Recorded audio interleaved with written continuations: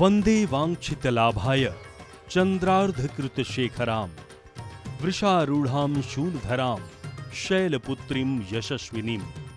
शक्ति की आराधना का महापर्व नवरात्रि देश भर के मंदिरों और सनातन धर्म प्रेमियों के घरों में आदिशक्ति मां भगवती के 9 स्वरूपों की पूजा आराधना की जाती है।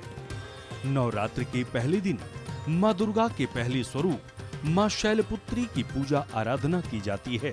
नवरात्र के पहले दिन घरों में कलश स्थापना होती है और हर घर और मंदिर में बड़े ही श्रद्धा भाव से माता शैलपुत्री की पूजा की जाती है। प्रतिपदा से नवमी तक सनातन काल से ही शारदीय नवरात्रि का पर्व बड़े धूमधाम के साथ मनाया जाता रहा है। आदिशक्ति के हर रूप की नवरात्र के 9 दिनों में पूजा की जाती है। नवरात्रि के पहले दिन माता शैलपुत्री की पूजा की जाती है। नवरात्रि का प्रारंभ कलश स्थापना के साथ होता है।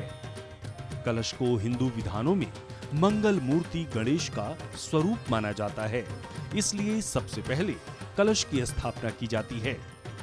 मां दुर्गा को मातृशक्ति यानी स्नेह, करुणा और ममता का स्वरूप मानकर साधक इन दिनों पूजा करते हैं।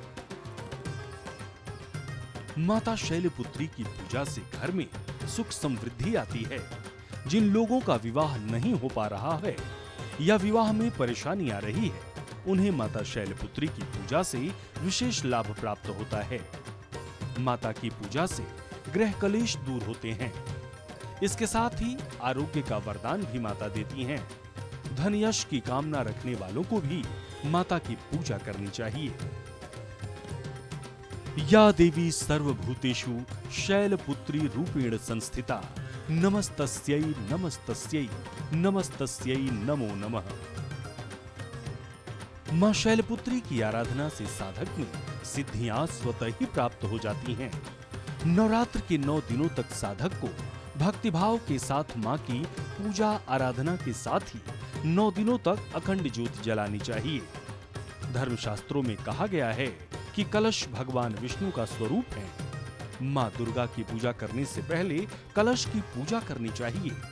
कलश स्थापना के साथ समस्त देवी देवताओं की उपासना भी करनी चाहिए। इस दौरान ध्यान रखें कि 9 दिनों तक अखंड ज्योति जलती रहे। नवरात्र में देश भर के मंदिरों में माता के भक्तों का तांता लगा रहता है।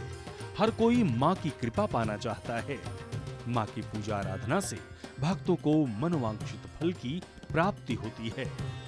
जय माता दी। ब्यूरो रिपोर्ट, सूर्या समाचार।